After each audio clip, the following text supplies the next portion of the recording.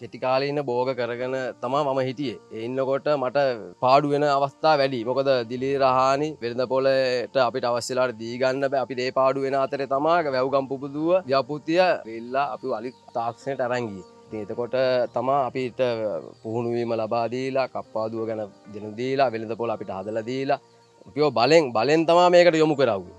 ඉතින් යොමු කරලා අපි දැන් එතනින් එහාට කරගෙන යන ක්‍රමවේදික යදුනා පස්සේ අපි කරගෙන ආපු ක්‍රමවේද වල වෙනස් වෙලා ඉන්නේ. ඒ කියන්නේ අපිට තාක්ෂණය අතින් ඉහළින්ම කියලා දුන්නේ වැහුගම් පුබුදුව.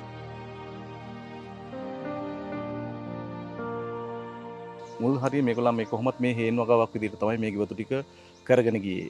මේක මීට වැඩිය මේ කන්සෙප්ට් එකක් විදිහට මේක ඩෙවලොප් කරොත් මීට වැඩිය මේ මිනිසුන්ට ලාභදායි වැඩක් මිනිසුන්ගේ ඉකොනොමික ඩෙවලොප් වෙන්න මේ තියෙන ක්‍රයිසිස් ඩෙවලොප් වෙන්න මේ වැඩේ කරොත් හොඳයි කියන එක. අන්න එතනදි තමයි මේ ගෙවත්ත ඩෙවලොප් කරන්න පටන් ගත්තේ. ඇත්තටම මේ ගෙවත්තට මේකේ තියෙන දේවල් ටික අපිට දැක්කම මේක තාක්ෂණික වශයෙන් දියුණු කරලා දෙන්න ඕන කියන එක අපිට දැනගන්න ලැබුණා. ඒකට අපි ඒකෙදි තමයි මේ ඡන්දේ ගෙවත්ත ඩෙවලොප් කරන්න පටන් ගත්තේ. එතෙන්ද අපි මුලින්ම කර වැඩේ සොයිල් එකත් බලලා ඒ සොයිල් එකට අවශ්‍ය වෙන පොල්, අඹ, peer, දොඩම්, දෙහි ඊට අමතරව අදාළ ක්‍රොප් ටික අපි මේවට දීලා තියෙනවා. එතෙන්දී අපි මේ ක්‍රොප් ටික කොහොමද හරියාකාරව මේ අක්කර දෙකමාර ගෙවත්තේ මේ ටික ස්ථාපිත කරන්න කියන එක.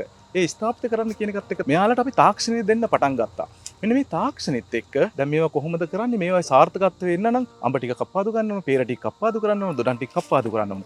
එතෙන්දී අපි මේගොල්ලන්ට මෙන්න මේ තාක්ෂණය දුන්නා. එතෙන්දී ඇත්තටම දැකපු දේ තමයි මේ තාක්ෂණය දුන්නාම මෙයාලගේ ආදායම් කොහොමද වැඩි වුනේ.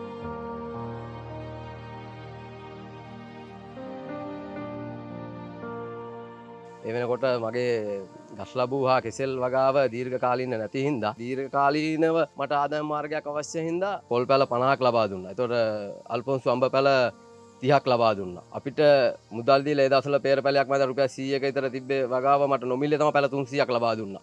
ඊට පස්සේ මට කැවන්ඩිස් පැල 250ක් ලබා දුන්නා. ඊට පස්සේ බිබිල ස්වීට් එකෙන් පැල 50ක් ලබා දුන්නා. ගස්ලබ් පැල 150ක් ලබා දුන්නා. ඊට මට අවසාන අධ්‍යයනයේ විසුරුම් ජල පද්ධතියක් ලබා දුන්නා අක්කරයකට.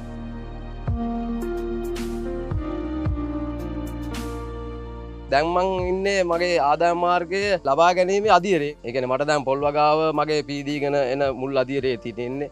ඒකට අඹ අපි ආදායම් ලබන මට්ටමේ ඉන්නේ. දොඩම් වගාව ආදායම් ලබන මට්ටමේ ඉන්නේ. ඊට පස්සේ මට පෙර වගාවෙන් දැන් හොඳම ආදායම ලබන. ඒ කියන්නේ මට දැන් ඉස්සර ලැබුවේ ආදායමට වඩා මං දැන් පෙර මිලත් එක්ක මං හොඳ ආදායමක් ලබනවා දැන්.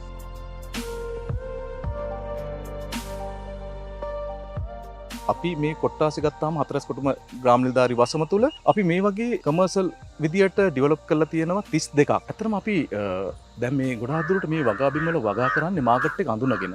එතකොට අපි මේ අපේ රටක් විදියට ගත්තාම අපි ආහාර නිෂ්පාදනය අඩු වෙලාවක තමයි රට ස්වයංපෝෂිත කරන්න මේ ආහාර නිෂ්පාදනය වැඩි කරන්න තමයි මේ වගේ ගෙවතු මේ වගේ කමර්ෂල් ලෑන්ඩ්ස් වලට ගිහිල්ලා මේවා වගා බිම් බවට පත් කරලා තියෙන්නේ. ඉතින් වැව්ගම් පුබුදු විදිහට ගත්තාම අපි ඇත්තටම අපි සාර්ථකයි.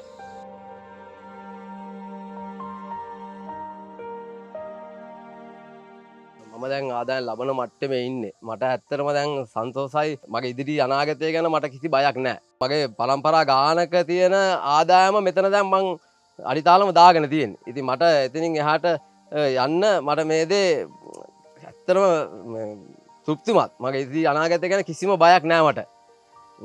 බයක් නැතුව ඉදිරියේ ගමන යන්න පුළුවන් මට.